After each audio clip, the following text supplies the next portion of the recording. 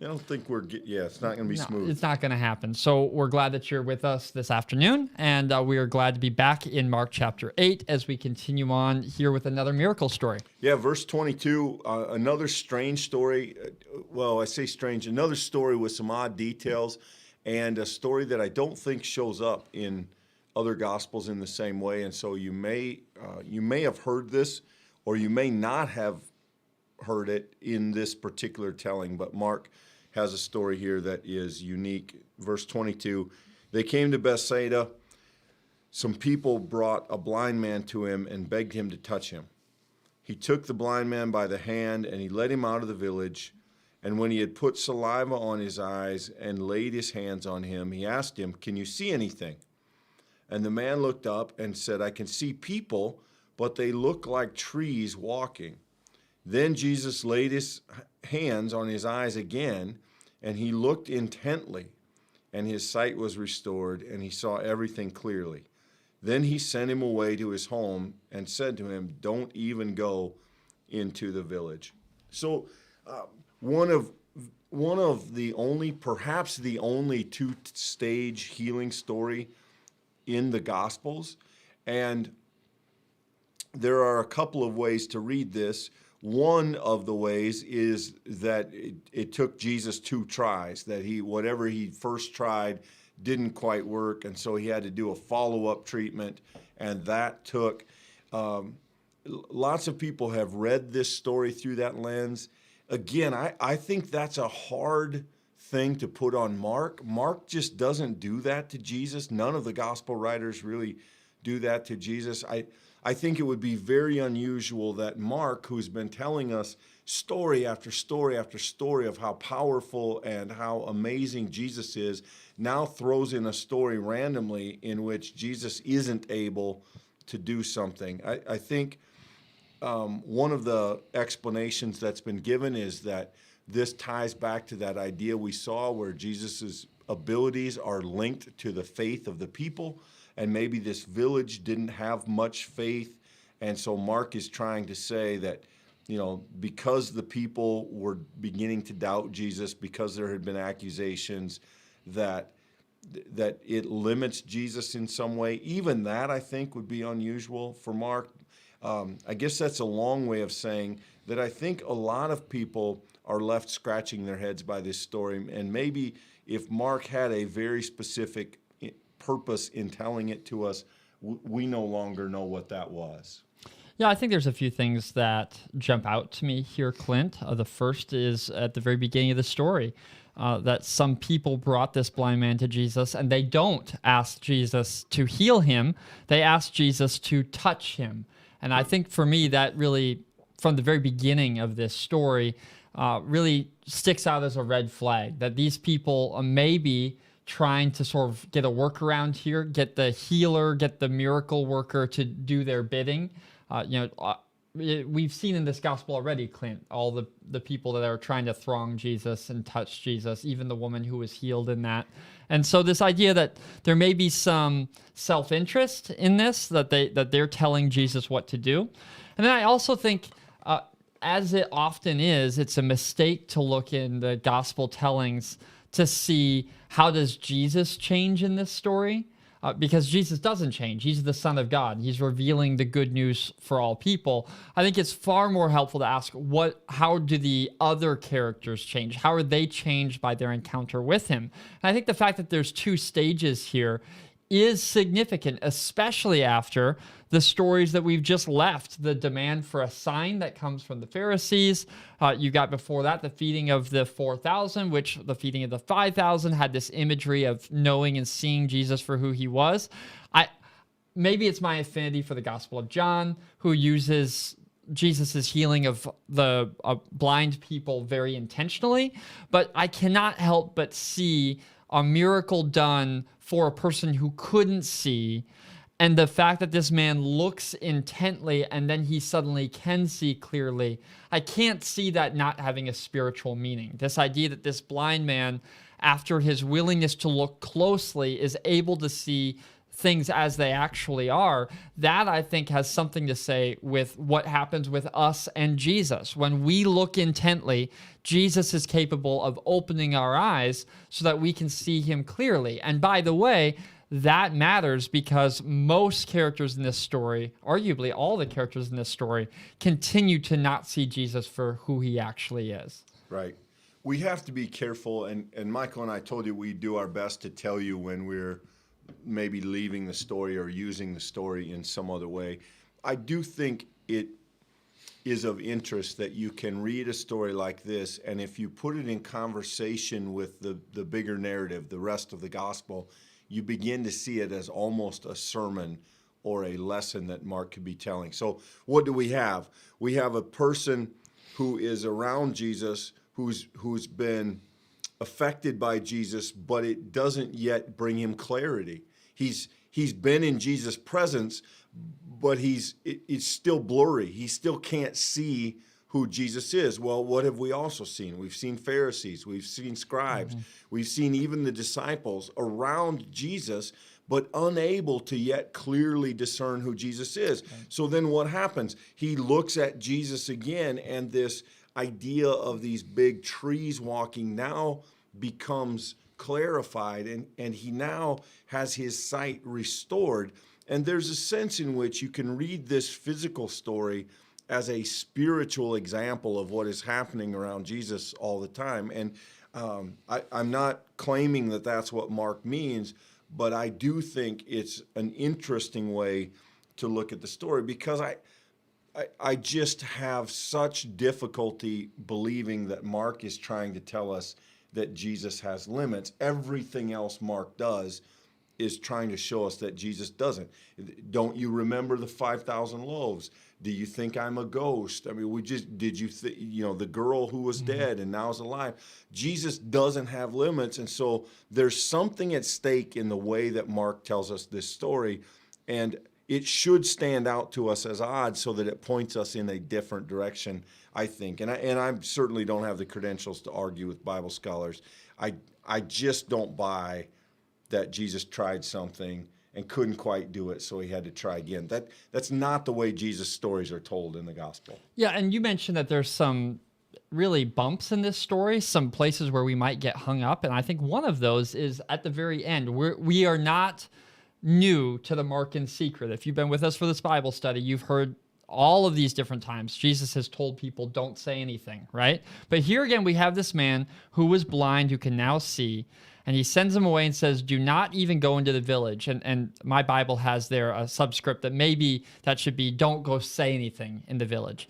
And we might sit here and just scratch our heads and say, well, what's up, right? I mean, isn't that central to the gospel, this idea of witnessing, this idea of going out and sharing the good news of what Christ has done? Isn't that what we're supposed to do?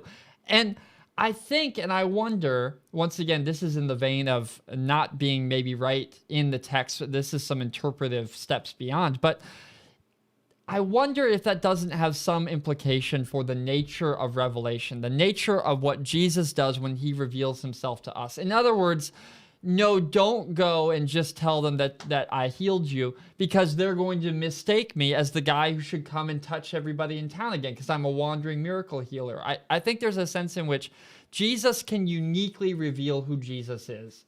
And these characters who encounter Jesus, their life is changed. But what people need is not just an encounter with someone saying, look at what good has happened to me. What they need is their own encounter with Jesus. And that's what we yearn for ourselves. We yearn for someone to introduce us to the one who transforms our lives. And that's the reason we pray for others. That's the reason we seek to serve them. But ultimately, our lives are about pointing others to the one who does the transformation, not some transformation we commit on our own. Of all the Gospels, it seems to me that in the Gospel of Mark, there's the most tension between Jesus and crowds. And in Mark, they almost represent a kind of, I won't say threat, that's too strong a word, a kind of barrier that they get in the way. And so at a practical level, there is a theological reason behind the Mark in secret, and we'll uncover that as we move into it.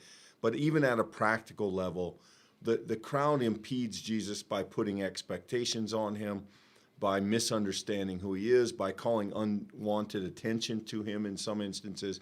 And so Jesus is always managing that. And again, there are some preaching reasons why Mark tells us that way, but there are some also practical things I think we see in it.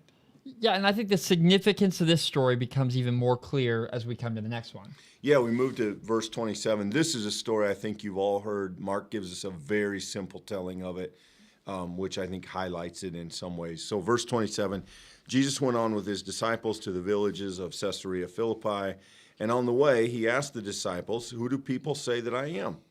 And they answered him, "John the Baptist. Some say Elijah, and still others one of the prophets." And he said, "Who do you say that I am?" Peter answered him, "You are the Messiah." And he sternly ordered them not to tell anyone about him. So this is that classic declaration story. It gets expanded in other Gospels. Here, there's no praise given of Peter. There's simply this declaration that Peter puts into words what hopefully others of the disciples were thinking or aware of as well. But Jesus says, "Who am I?" And they say, "You're one of these characters." And he says, what do you say? Who do you say I am? Peter says, "You're the Messiah." Some things add the Christ or the Son of the living God. And this is the first time really that we've explicitly seen this declared from a character in the story. We've seen it implied. We've seen it very closely, almost spoken by the demons. But in terms of a character, a human character in the story, this is really the first time that someone has given voice to the reality of who Jesus is. 8 chapters in.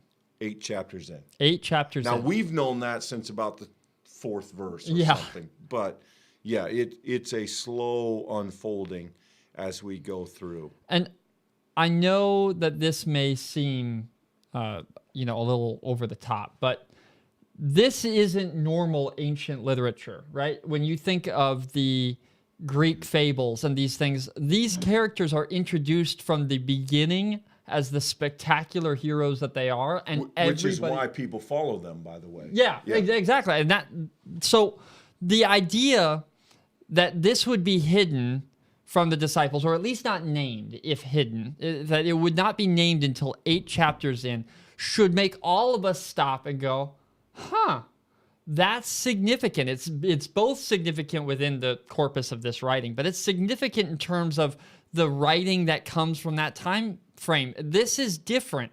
And that difference, I think, is instructive, because what Mark is trying to do in telling this gospel is to not paint a rosy picture of disciples who get it all the time, where decisions are always easy, where following Jesus is always a clearly marked path. If you're a person receiving this who understands something about the choice and consequences of faith, where persecution and expulsion from family, from your profession, are all very possible realities for you, and you realize 8 chapters in, wow, they're just finally getting it. I think there's a kind of comfort and encouragement and inclusion of everybody that comes through the way that Mark is telling this story. In other words, the apostles that we follow, the people who are the fathers and the mothers of the faith, these people too had their own long journey of faith and discipleship to get them where they were. And that is, I think, a highly instructive, and for me personally, I think a very encouraging note that we see in this gospel. Yeah, and I think this is just the way in which Mark tells the story, and I love the way that he stitches this together. The disciples are not in a moment able to discern who Jesus is. They're on a journey to continually discover who Jesus is. And that's the journey that Mark's trying to take the readers on. We are joining them in that as a reminder that for all of us, understanding Christ, following Christ is a process. It's not a moment. It's not a light and dark kind of switch. It is a growing awareness and an understanding. And we will pick this story up tomorrow when we see that knowing one thing doesn't keep you from getting other things wrong. And to connect the stories in that way, Mark tells us something that is also powerful and human. But here, we will let the disciples leave with the last word where Peter gets it right. They join him in getting it right. You are the Messiah. And we see this again. Don't tell anyone, because in the Gospel of Mark, it's just not time for the secret to be known yet. We don't want to beat that into the ground. Why wouldn't they tell anyone? Because it's not time for everyone to know this yet. There will be a time for everyone to know it, but it hasn't come yet. And so in keeping with that, Jesus says, just keep it to yourselves. Yeah, and I think Mark illustrates your point, Clint, about it not being an on-off, light, dark sort of thing. I think of it this way. In a moment, Jesus called the disciples to follow him, and they did. In that kind of on-off sort of moment, they chose Christ. It's not till chapter 8, verse 29, that Peter says, you are the Messiah. Think about the road that gets traveled before that profession of faith gets made. And that's the right word, faith. I think whether you're a young person or you've been a Christian for a long time, it doesn't matter. We're all journeying in the faith that Jesus Christ will continue to become more and more real, both in our understanding, but also our lived lives. And I think whenever you chose to follow Jesus, you too have been learning and growing so that hopefully we continue to be more and more able to profess who he is truly, that he's the Messiah. Yeah, and we don't want to underestimate what an important moment this is for the disciples. They understand something amazing and powerful. This is life-changing declaration for them in many, many ways, as it is and hopefully should be for all of us. But it's also part of a long process that we now, in some point, if this is the mountaintop, we now maybe begin to move through the second half of the book in a new way. Well, friends, it's only going to pick up from here. We look forward to seeing you tomorrow. Thanks, everybody. Thank you for joining us for this daily Bible study. If this is your first time, welcome. We are so glad that you have joined us for this time of intentional study of God's Word. You will find in the description of this video a link to our website. We would love to get to know who you are. We'd love to reach out and greet you personally, but be sure, whether or not this is your first time, to like this video. If you're on Facebook, share it so that other people might be able to find it too. If you're on YouTube, consider subscribing. You'll receive more content like this every day at 2 o'clock Central Standard Time. On top of that, every Wednesday at 9 o'clock, we release a Pastor Talk podcast, which goes through different series, but all of them about faith and life and discipleship of Jesus Christ. Friends, regardless of how many times you've been with us, we hope that this day has been meaningful for you as you seek to follow Jesus Christ. So until next time, be blessed. We look forward to seeing you soon.